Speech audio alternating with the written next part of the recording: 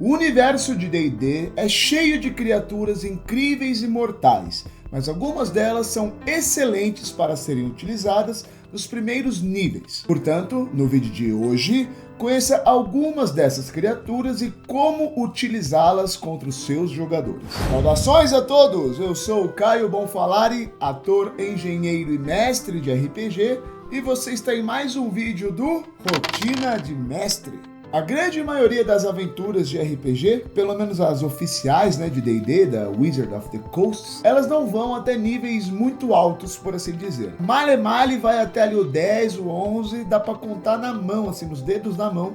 Quando elas vão um pouquinho mais longe, até o nível 20, como Descida até Avernus ou Out of the Abyss. Isso acontece porque D&D, depois do nível 11, 12, se torna muito difícil de mestrar. E aí a própria Wizard não cria tantas aventuras que vão longe. Sem mencionar que as pessoas também costumam não jogar tanto, porque de fato são vários fatores que influenciam no equilíbrio da aventura ou para onde ela vai em si. Porém, isso também significa que durante muitos níveis, pelo menos quase metade aí da nossa caminhada com personagens, nós vemos criaturas de nível baixo e dá para explorar muito delas. Tem muita criatura legal, muita criatura bacana, que muito mestre decide não explorar e fica jogando vocês para enfrentar Goblin, É verdade. Portanto, ao longo desse vídeo eu vou te apresentar algumas criaturas interessantes. Todas elas eu já usei em minhas mesas. Algumas eu utilizei muito bem, outras nem tanto. Mas a principal ideia desse vídeo é justamente passar a minha experiência mestrando com tais criaturas para outros mestres e servir como um orientador, um guia, tá bom? Para que assim você crie combates legais e que fiquem na mente dos seus jogadores. Apenas iremos seguir uma regra para essa lista. Vamos atender ao Tier 1 de D&D, ou seja, aventureiros que vão do nível 1 até o nível 4. Portanto, os monstros que iremos abordar também irão de nível de dificuldade 1 até 4, tá bom? Tá bom. Esse é o modo que o D&D criou, que a Wizard criou para balancear encontros dentro do seu jogo, do seu livro. É um modo bem porcaria e assim, eu particularmente não utilizo ele da forma como tá no livro. Se vocês inclusive quiserem um vídeo explicando como eu crio encontros, como eu equilibro encontros, deixa aí nos comentários que a gente faz algo sobre. Sem mais delongas, vamos para o primeiro monstro da nossa lista, que é o Basilisco. O Basilisco é um lagarto grande pra cacete que tem o poder de transformar os jogadores... Jogadores não, de transformar os personagens em pedra. Qual é, meu nome? Pedregulho aí, mano, olha a pedra!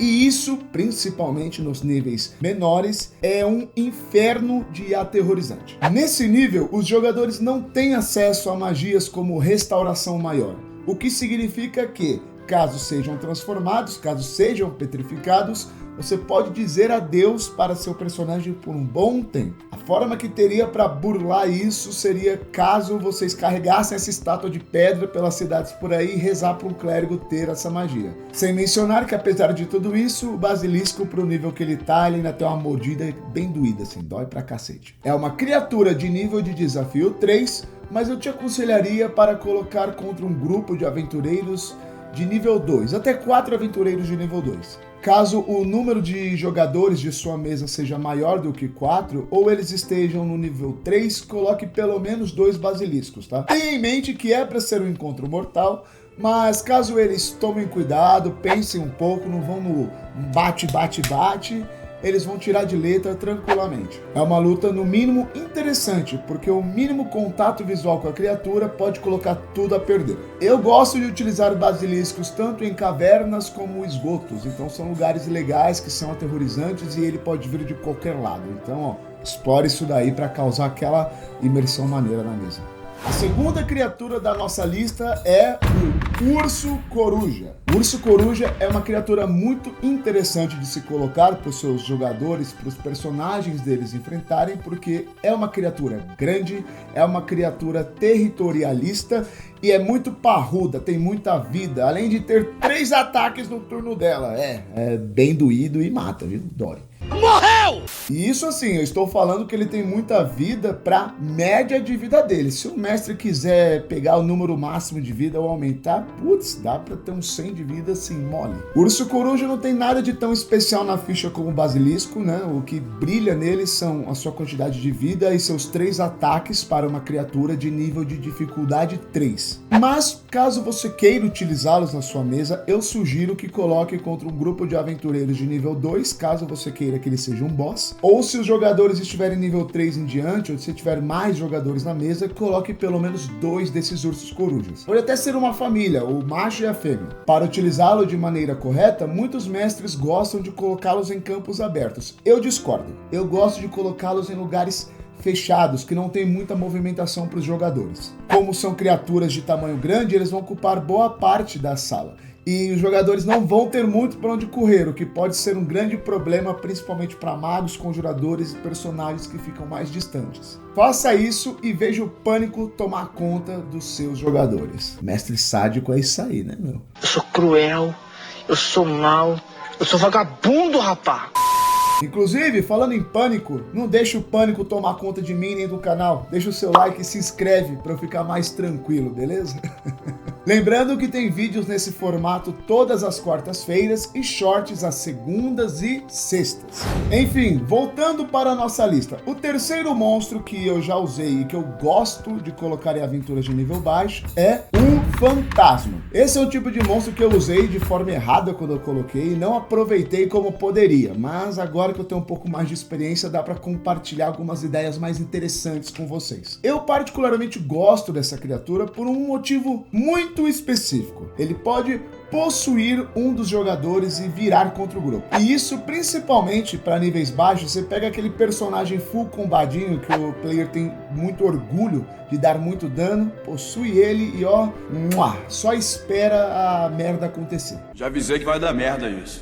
É um encontro aterrorizante e possivelmente mortal, caso você siga as dicas que eu vou dar agora. Ele é um monstro de nível de desafio 4, né? O maior que a gente comentou até agora. Ele possui uma AC muito baixa e pouca vida. Porém, ele tem diversas resistências, o que faz com que ele tanque muita porrada e possa, dependendo da formação do grupo, das classes envolvidas, ele consiga tancar mais porrada ou não, vai depender muito de como é o grupo. Ele tem um ataque chamado Toque Corruptor, que ele passa, né, a mão dentro da pessoa e dá muito dano para uma criatura de nível baixo, é considerável. Sem mencionar que apenas de enxergá-lo, você pode acabar ficando com medo, que pode fazer com que não haja naquele turno, dá para causar muito com esse fantasma. A raiva desse cara, meu irmão, vai tomar no cu.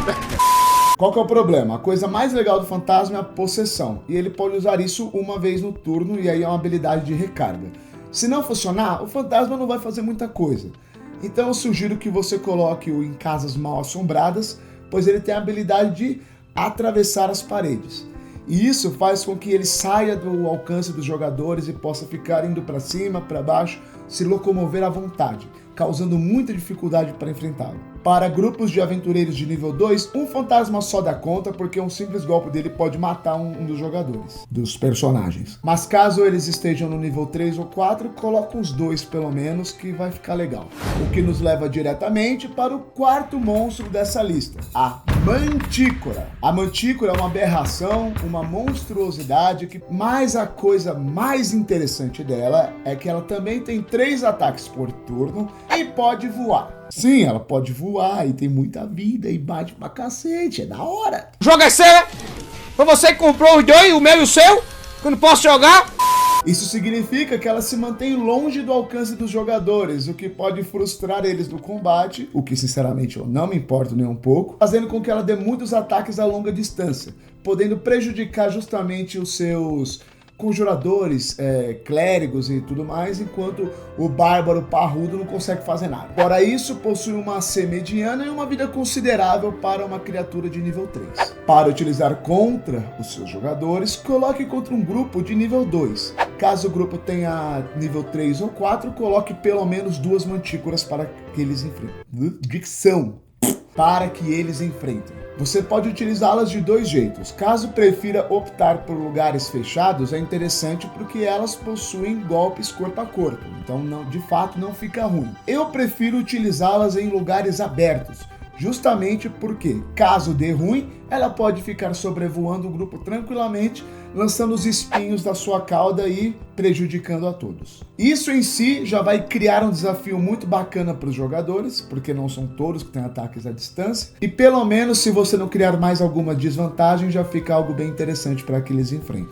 Vamos para o nosso quinto, mas não menos importante monstro de hoje, que é a Banshee. Olha, essa aqui é minha queridinha.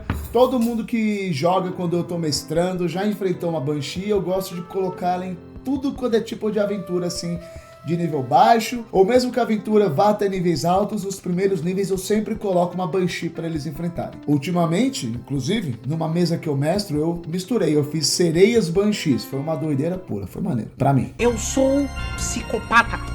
E por que a Banshee é tão legal? Porque além de ser um visual muito foda que ela tem, ela consegue ter uma lore incrível que dá pra você explorar e fazer uma side quest única pra ela. E em um único turno ela consegue deitar a party inteira com o seu grito. E é isso.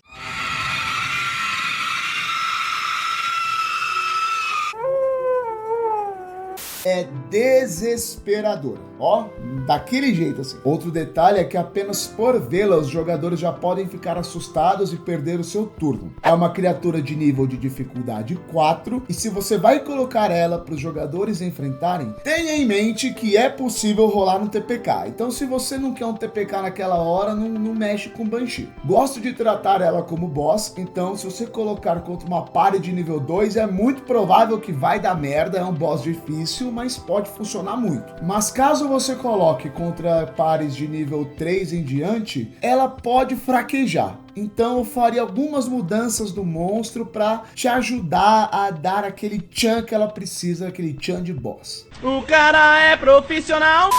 A primeira coisa que eu faria, caso vá colocar contra um grupo de aventureiros de nível 4 ou que tenha muitos jogadores na mesa, né, muitos personagens, é aumentar pelo menos 20 pontos de vida da Banshee.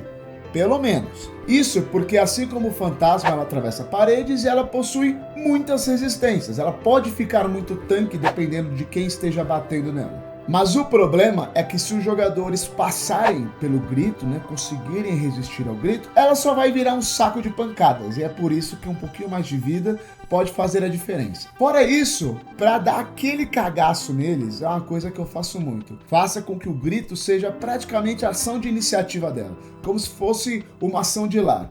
Começou a luta, a Banshee grita. Só ali, se uns dois deitarem, eles já vão começar a luta na desvantagem, com problemas, e vai dar uma imersão gigante na luta, além de fazer com que eles respeitem ela. Lembrando, ela só pode causar esse grito uma vez no dia, mas começar com o grito impede que eles consigam se organizar de forma a não ouvirem o grito. Pô, Caio, tá cagando regra no monstro? Tô cagando regra. Eu uso desse jeito, sempre deu certo, causa imersão e fica muito maneiro de se usar. Em outras palavras, você cria um clima extremamente propício para aquela batalha.